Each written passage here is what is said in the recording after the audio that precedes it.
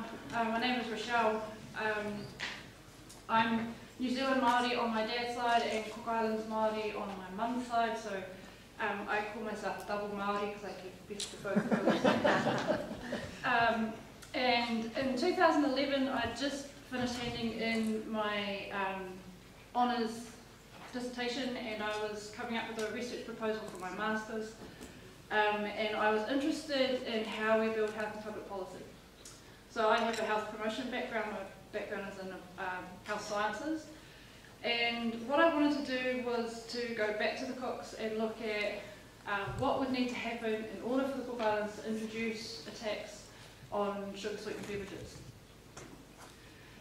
So this is in December 2011, I wrote all my proposals up, submitted it all, and then I got a phone call from my mum, and she was on the budget committee, and she said, you might need to rethink your masters.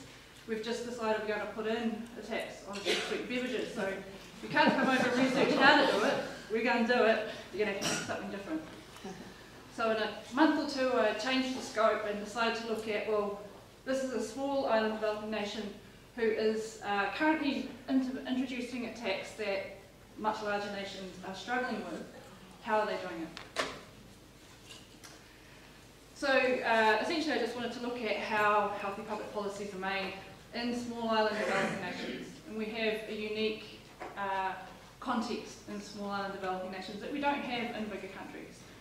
And essentially I wanted to do it to inform health promotion practice. So how do we promote health in Indigenous communities in order to bring about the changes that we want to see. Boring data collection stuff, and I'll skip over that because I've got 10 minutes. So what I did was I don't have a political science background, but I tried to use political science thinking to structure the way that we look at healthy public policy. So health promotion literature often doesn't talk about a political angle on how this works. So I used an adaptation of the Advocacy Coalition framework as my lens for looking at how the policy was introduced. From my literature reviews, there was a number of barriers that were identified across the world. So there was industry responses to the implementation of taxes, marketing, there was grassroots activism where the Beverage Association was funding grassroots activism against taxes. Political ideology was a big factor, whether or not we believe that taxes are for the better good, or if changing people's behaviour is an individual responsibility. That is a major impact on whether or not taxes go through. Political structures, so the more opportunities there are to vote down or oppose a tax, the more likely it is to not go through. And whether or not we have existing infrastructure. So if we have to create a whole new tax structure to introduce a tax, it's less likely to go through. So just a little quick bit about the Cooks. The Cook Islands has a population, a resident population of about 14,000 people. 74% of that live on Rarotonga. The health is government funded mostly, and it's about 2.9% of the GDP. 80% of mortality is NCD related, and there is very high exposure to the NCD risk factors.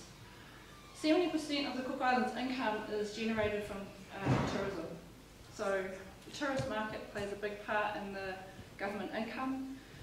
And the government's 58% of the government income comes from taxation, and then we get a significant portion of income from donor countries. Our political system, the Cook Islands was a protectorate of the British Commonwealth, and we were self-governing in 1965, so we now control our own affairs with support from donor countries for funding. But we have introduced a political system that looks very much like the New Zealand system. To go with that, we have something called the Central Agencies Committee, which is made up of 3 big ministries and a budget support group. The budget support group draws a number of different people together, and they critique the ministry's budget submission. So each ministry has to submit what they want from the budget. the budget support group would look at it, and then they give advice to government as to whether or not they should fund whatever the ministries are asking for. There's also, alongside that, a strong traditional leadership that is not necessarily recognised in government, but it is very much recognised and utilised in the community. And they have the Pāinua, which is the Outer Islands. So in 2012, they announced the tax in the annual budget. The budget support group received the application for this tax from the Ministry of Finance. So this tax was not introduced by Health. This tax was introduced by the Ministry of Finance. What the Ministry of Finance had done is they had gone in consultation with other ministries, in particular the Ministry of Health. They proposed a number of taxes on a number of different foods, and they asked whether or not, what are the health implications of this, what are the financial implications of this, what are the agricultural implications to the other ministry. And based on that report, submitted that to the Budget Support Committee. So they did look at other foods. One in particular was corned beef. And what they decided with corned beef is that in Outer Islands, where we have sporadic power supply, corned beef is a staple. So if we don't have a fridge, corned beef is one type of protein that you can keep in your cupboard. So it's one that you couldn't tax that without it having major implications for the health of the Outer Island groups. So what they decided to do was to increase the cost of drinks by 15% using an import tax. And there were going to be 2% additional increases every year. So essentially, each can would increase to 25 cents, would increase by 25 cents. One of the key things that helped, I think, help this happen was that health is a national priority, and it's been prioritised in many ways. So they have lots of health promotion action in the community. They had lots of, they sponsored a health conference focusing solely on non-communicable diseases.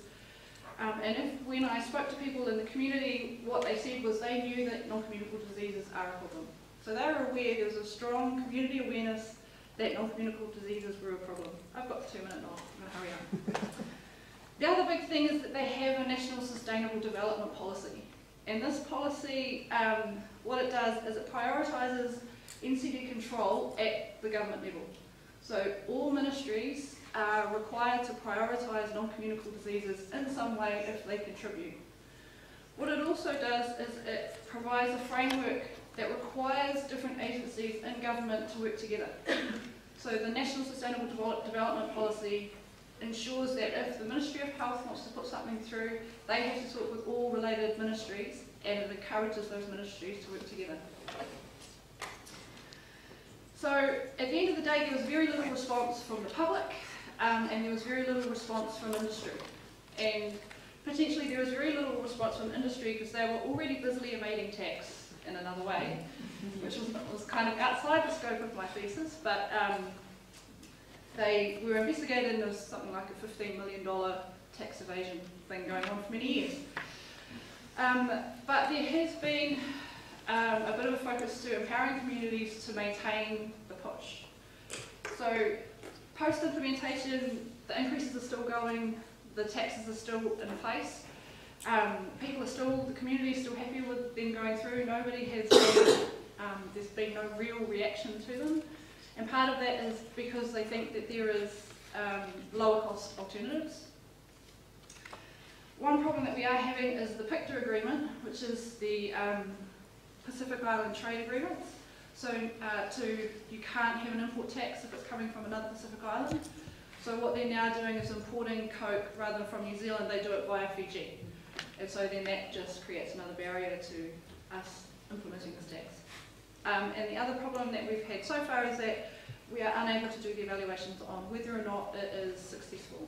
Partially because there's no capacity to do that in country, there's no financial capacity to do it in country, and given the high number of tourists on the island, it would be very difficult to work out whether or not consumption drop is from the tourists or from the local people. So that's it. Thank you.